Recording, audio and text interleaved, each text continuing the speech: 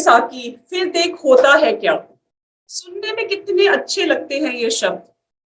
मजाक मजाक में दोस्त आपस में एक दूसरे को कितनी बार बोल जाते होंगे, दो घूंट पी लिए दे साकी फिर देख होता है क्या। लेकिन जब इसी की एक लत लग जाए और ये लत ऐसी हो जाए जो आपकी पूरी जिंदगी की डेफिनेशन को ही चेंज कर दे। बदलते समाज की कुछ मान्यताएं हैं, कुछ इच्छाएं हैं, विविध प्रकार के तनावों में जीते हैं और वे तनाव इतना ज्यादा हमारे अंदर घर कर जाते हैं कि धीरे धीरे धीरे उन तनाव से बचने के लिए हम किसी न किसी तरह की नशे की लत में पड़ जाते हैं। और आजकल नशे की लत का प्रचलन जो है वो बहुत ही तेजी से बढ़ता जा रहा है। आज हम सब यहाँ पे जो एकत्रित हुए हैं, हम सब एक ही मुद्दे को डिस्कस करने के लिए एकत्रित हुए हैं। जिस तरह से हम लोग, हमारा समाज एक नशे की तरफ अग्रसर होता जा रहा है और हम चाह के भी कुछ कर नहीं पा रहे हैं। कैसे रोका जाए समाज को, कैसे रोका जाए इस यंग जनरेशन को, कैसे समझाया जाए जिंदगी तो खुद में नशा है, इसको जीने के लिए हमें किसी और नशे की जरूरत नहीं। ड्रग इंटॉक्सिकेशन की जो शुरुआत होती है वह किस किस से होती है, क्यों हम लोग इसकी शुरुआत करते हैं। किसी एंजाइटी का कोई रीजन होता है, हम किसी डिप्रेशन का शिकार होते हैं, या दोस्तों के भूल भुलैये में आके हम इसको एक लत की तरह पकड़ लेते हैं और फिर हमारे लिए बहुत ही मुश्किल हो जाता है इससे बाहर आना। यहाँ पे सबसे पहले सवाल मैं करना चाहूंगी, अपने गेस्ट से सबसे पहले इंट्रोड्यूस कराना चाहूंगी आज के जो हमारे गेस्ट हैं। आज जो हमारे साथ मौजूद रहेंगे वो है Chinmay Biswas, IPS, DCP crime narcotics. Sunil Vastavan, chairperson NADA India foundation. Sanjay Bhatt ji रहेंगे, सीनियर प्रोफेसर है department of social work Delhi university के साथ में। अनुज जौहरी जी रहेंगे, बहुत सालों से काम कर रहे हैं ड्रग एडिक्शन के ऊपर। अजय कुमार सिंह जी रहेंगे, पेशे से एक साइकेट्रिस्ट है, आईएम मेडिकल कॉलेज मेरठ के साथ में। आप सभी का स्वागत करती हूं मैं अपने शो व्हाट वेंट राइट में, और आप सभी का धन्यवाद करती हूं कि इतने क्रूशियल टाइम पे भी आप सभी ने एक्सेप्ट किया इस प्रपोजल को आने। आप सभी काफी टाइम से जुड़े हुए हैं नशे की इस लत के साथ या किसी चीज को समाज से निकालने के लिए। सबसे पहला जो मेरा क्वेश्चन रहेगा वो संजय जी के लिए रहेगा, क्योंकि Sanjay ji department of social work के साथ जुड़े हुए हैं। इस तरह से सोसाइटी जो है सर वो बहुत बड़ी जिम्मेदार है इस चीज के लिए। हमारी जो पहले एक एज ग्रुप था सर, 30 इयर्स 20 इयर्स में जाके लोग ड्रिंक करना शुरू करते थे या नशे की तरफ जाते थे। लेकिन आज यंगस्टर्स जो है, 13 साल के बच्चे, एज पर जो हमारा डेटा है, आज 12 साल के बच्चे, 13 साल के बच्चे, टीनेजर्स जो हैं वो भी कहीं ना कहीं इन्फ्लुएंस हो रहे हैं अल्कोहल की तरफ, ड्रग्स की तरफ। ऐसा क्या परिवर्तन आया समाज में कि इस परिवर्तन ने हमारी डेफिनेशन को ही चेंज कर दिया। Over to you sir. Bharti ji, अपने समाज में जो नशा और नशीले पदार्थ हैं उनकी जो हिस्ट्री है, उनका जो इतिहास है, वो शायद मानव सभ्यता के साथ, मानव के विकास के साथ जुड़ा हुआ है। लेकिन किसी भी खान पान में, किसी भी खान पान की संस्कृति में, किसी भी चीज के प्रयोग में जो व्यक्तिगत सामाजिक अवरोध और प्रतिरोध थे, जो सामाजिक संस्थाएं थीं जिनके पास अपनी अपनी भूमिकाएं थी, तो शायद पिछले समाजों में ड्रग एब्यूज इतनी बड़ी समस्या नहीं रही होगी, ऐसे उल्लेख मिलते हैं। लेकिन अभी 21वीं शताब्दी में जब जहां का मूल मंत्र केवल स्पीड, स्टेमिना और स्ट्रेंथ है, तो उस स्पीड को कैचअप करने के लिए, उस स्ट्रेंथ को पाने के लिए जो आपाधापी है, जो दौड़ है, जो व्यस्तताएं हैं, उसमें तमाम सारी जो सामाजिक संस्थाएं हैं उनके रोल, जो उनसे एक्सपेक्टेड भूमिकाएं थी, वो या तो धीमी पड़ गई हैं या खत्म हो गई हैं, या उनकी धार जो है ना उतनी पैनी नहीं रही है। जैसे जो सबसे बड़ी संस्था है मानव जीवन की, परिवार, परिवारों की जो भूमिका है, परिवारों का जो महत्व है, वो बहुत तेजी से बदल गया। परिवार की परिभाषाएं बदल गई। कुछ समाजशास्त्री हैं जो पहले दो ही तरह के परिवारों की बात करते थे, संयुक्त परिवार और एकाकी परिवार। अब आज अगर हम समाजशास्त्री दृष्टिकोण से देखें तो कम से कम 2 दर्जन से ज्यादा तरह के परिवार हैं। Single women family, women headed family, child headed family, foster family, तरह तरह के। और परिवार का जो कंट्रोल था, परिवार की जो भूमिका थी, परिवार के जो पिलर थे, परिवार के पिलर थे केयर, परिवार का महत्वपूर्ण पिलर था शेयर, परिवार की महत्वपूर्ण तीसरा पैर था परिवार का, वो था म्यूचुअल ट्रस्ट। परिवार का जो दूसरा एक काम था सोशल रिस्पॉन्स और रिस्पॉन्सिबिलिटी, अकाउंटेबिलिटी, वो धीरे धीरे सब खत्म हो गया। और हमारी जो नई संस्कृति है, जो गवर्नेंस की जो नई शैली है, जो प्रशासन की नई शैली है, उसमें हमने परिवार को बिल्कुल किनारे रख दिया। तो नतीजा क्या हुआ कि हमारे पास वो संस्थाएं कम हो गई, जो धर्म की संस्था थी, जो नैतिकता की संस्था थी, जो शिक्षा की संस्था थी। अगर आप देखें उनका सामाजिकरण के जीवन में, किसी व्यक्ति के सामाजिकरण में जो महत्वपूर्ण योगदान था वो खत्म हो गया। अब बहुत सारा योगदान केवल डर और भय पे आधारित है, तो हम बहुत ज्यादा उन पक्षों पर, उन संस्थाओं पर निर्भर करने लगे हैं जिन संस्थाओं का मकसद केवल शांति बनाना था या समाज में एक सोशल ऑर्डर पैदा करना था। पुलिस का काम ये तो नहीं था कि वो ड्रग्स ढूंढती फिरती, लेकिन अब पुलिस को वो भी काम करना पड़ रहा है। पुलिस को ये भी काम करना पड़ रहा है कि हिंसा को कैसे रोकें, पुलिस को परिवार टूटे हैं तो उनको कैसे जोड़ें, वो भी काम करना है। तो हम बहुत सारी संस्थाओं पे बहुत प्रकार के रोल डाल रहे हैं, और बहुत सारी संस्थाएं, तो ये रोल विभाजन जो नई संस्कृति में है उसका एक देन है। अब तनाव, जब स्पीड होगी तो तनाव होगा ही होगा, तो तनाव है। अब देखिए कोरोना काल में जो सबसे बड़ी चीज है, वो 2 चीजें निकल के आई हैं कोरोना काल में, अनिश्चितता और भय। तो भय और अनिश्चितता से ग्रस्त समाज में तनाव होगा, डिप्रेशन होगा, अवसाद होगा, निराशा होगी, सभी जितने नकारात्मक चीजें हैं। जहां पे आप शुरू करती हैं व्हाट वेंट राइट, वहां पे हम क्वेश्चन करने लगते हैं व्हाट वेंट रॉन्ग। तो ड्रग के क्षेत्र में भी वही चीज है। हम जिस न्यू नॉर्मल की कल्पना कर रहे थे कि एक नए तरह का समाज पैदा होगा कोरोना के बाद, बहुत कुछ परिवर्तित हुआ है, बहुत कुछ बदला है, अभी बहुत कुछ बदल जाएगा। लेकिन ये जो समस्या है, जिसमें भारत सरकार के 3 मुख्य मंत्रालय लगे हुए हैं, डिपार्टमेंट ऑफ होम अफेयर्स लगा हुआ है ड्रग्स को रोकने के लिए, और पूरी दुनिया में ऑर्गेनाइज्ड क्राइम के इर्द गिर्द जो है ना ड्रग माफिया और ड्रग रैकेट आ गया है, तो इसकी जड़ें इतनी गहरी हो गई हैं कि शायद धार्मिक संस्थाएं, शायद परिवार अकेले ना सह पाए। तो मुझे लग रहा है कि अब एक इसको रीडिफाइन करने की जरूरत है, पूरे रोल रिवर्सल की जरूरत है, पूरी स्ट्रेटजी को रीडिफाइन करने की जरूरत है। केवल अवेयरनेस जनरेशन से काम नहीं चलेगा, केवल भय के आधार पर रोकथाम से काम नहीं चलेगा। अभी हमें एक नए व्यक्ति की कल्पना करनी होगी जिसमें नशा मुक्त रहे, और प्रधानमंत्री नशा मुक्त भारत की बात उन्होंने कही है और उस पर प्रयास किए हैं। उनके सब प्रयासों की मैं सराहना कर रहा हूं, लेकिन मैं धीरे से इस ओर इशारा करना चाह रहा हूं कि अभी जो नशा को लेके हमारी व्यवस्था है, नशे को रोकने के लेके, नशे को की सप्लाई और डिमांड दोनों साइड को कमजोर करने को लेके, वहां पे कहीं ना कहीं हम चूक रहे हैं समस्या को पहचानने में।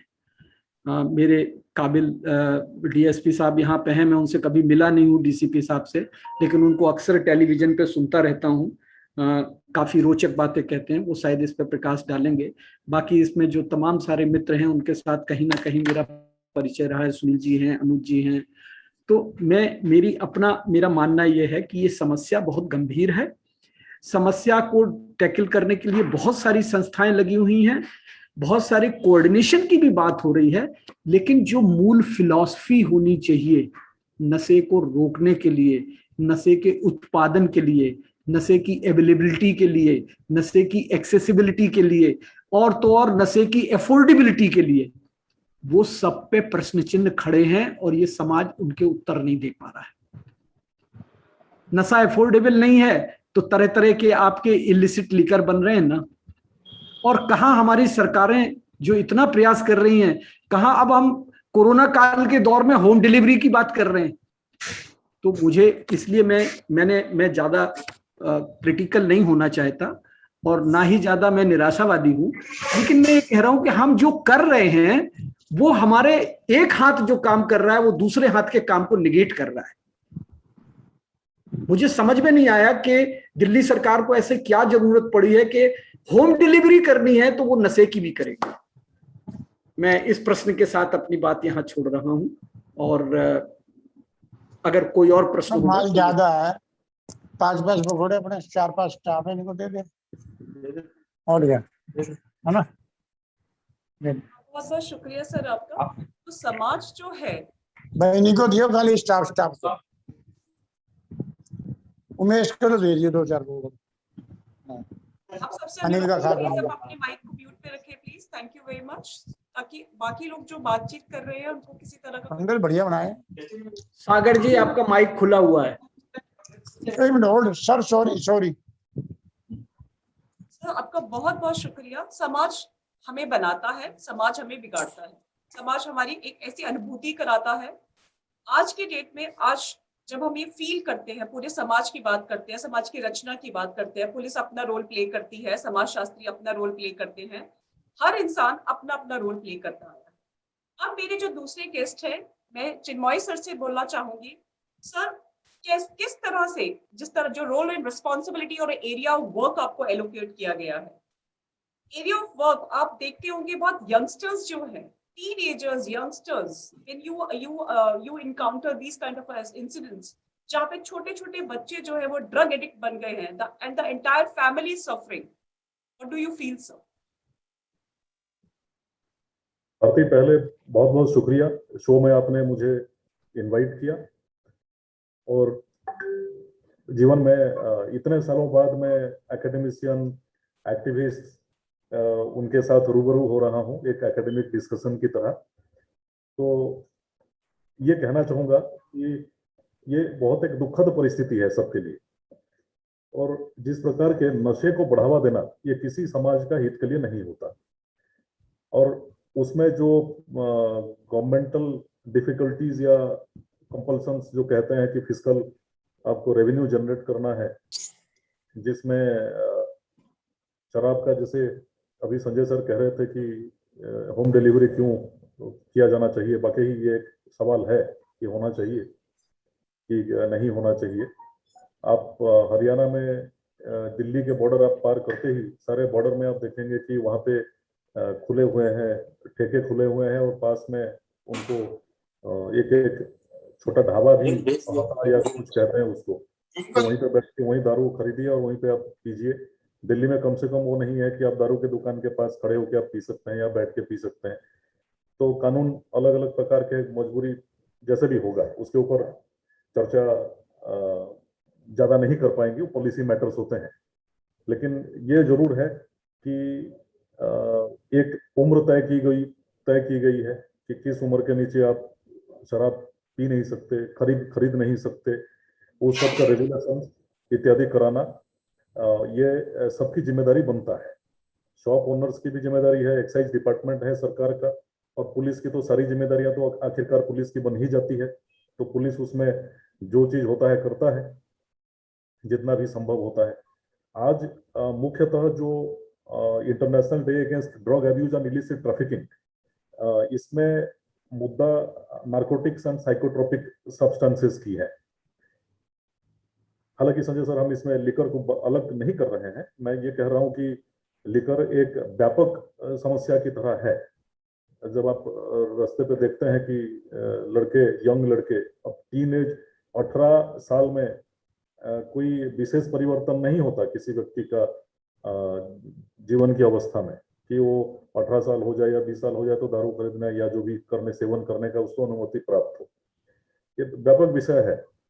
तो मैं अगर नार्कोटोपिक सब्सटेंस, साइकोट्रोपिक सब्सटेंस और नार्कोटिक ड्रग्स की बात करता हूं, तो ये तो टोटली इलीगल तरीके से इसका प्रचलन होता है।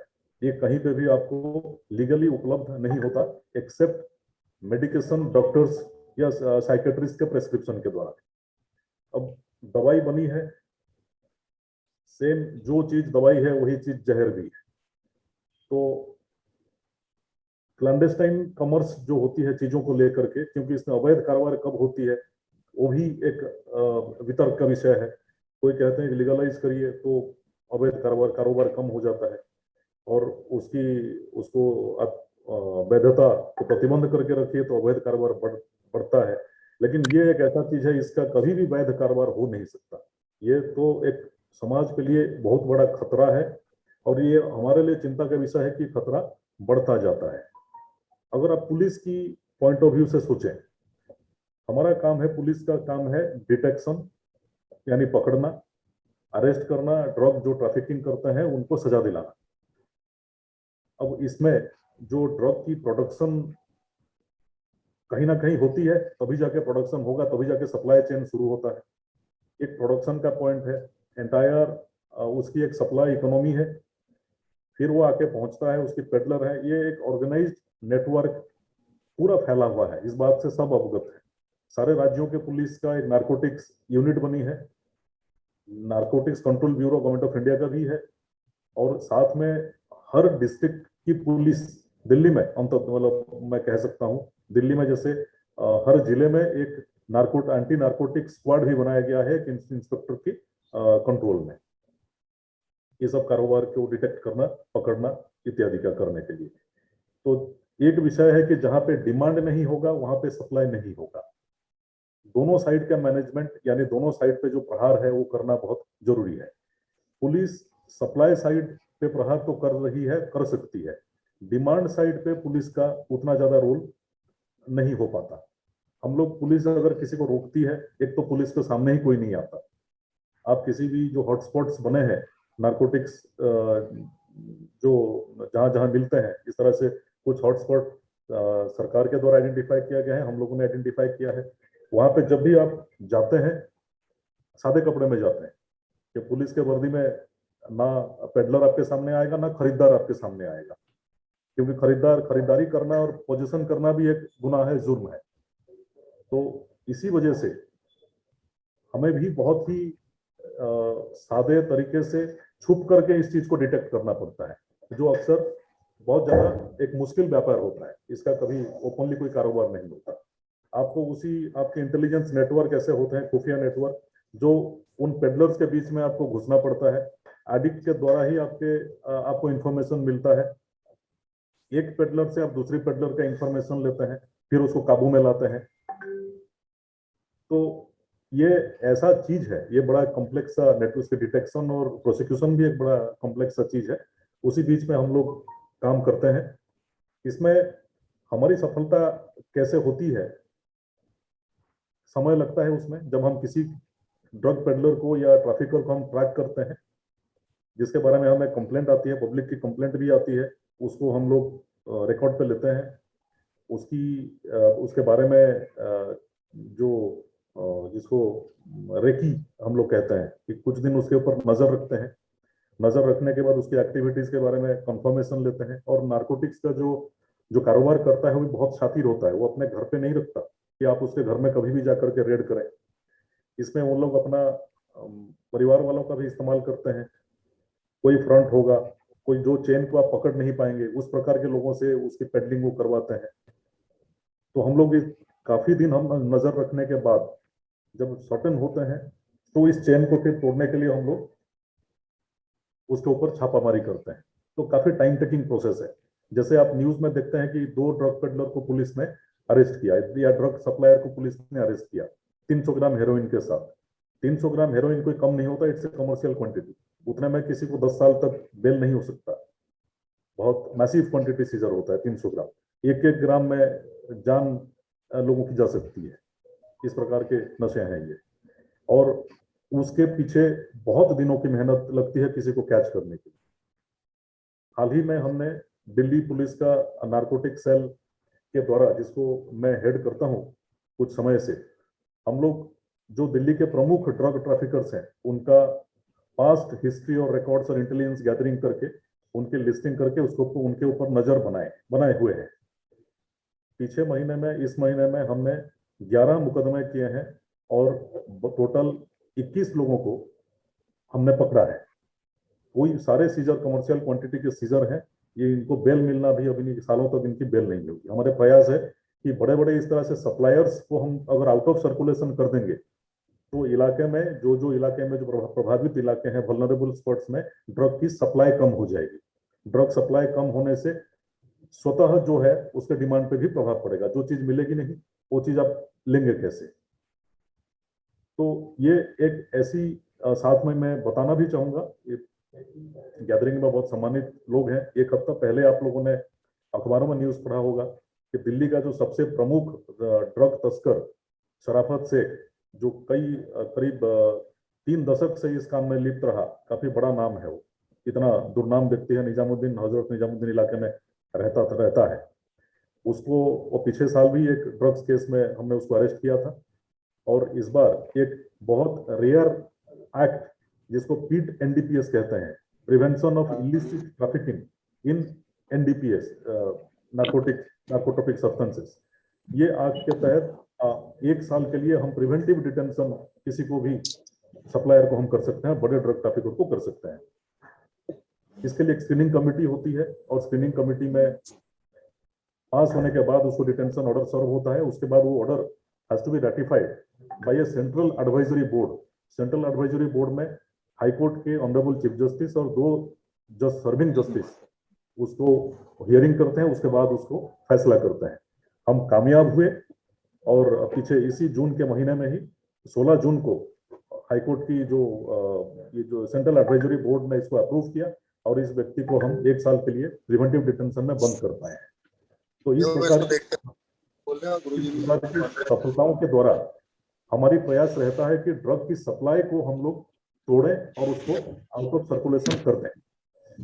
लेकिन जो जिम्मेदारी आती है वो है ड्रग्स की डिमांड साइड। डिमांड साइड का मैनेजमेंट तो नहीं कहूंगा, वो इकोनॉमिक्स का काम होता है। डिमांड साइड को कैसे कर्ब किया जाए, उसके लिए जो यूथ इसके चपेट में आ रहे हैं उनको यहाँ से हटा करके उनको लेना और उनके लिए उनको डीएडिक्ट करने के बाद उनके लिए रिहैबिलिटेशन का एवेन्यूज क्रिएट करना, ये बहुत अहम हो जाता है। 1 मिनट में मैं अपना बात खत्म करूंगा।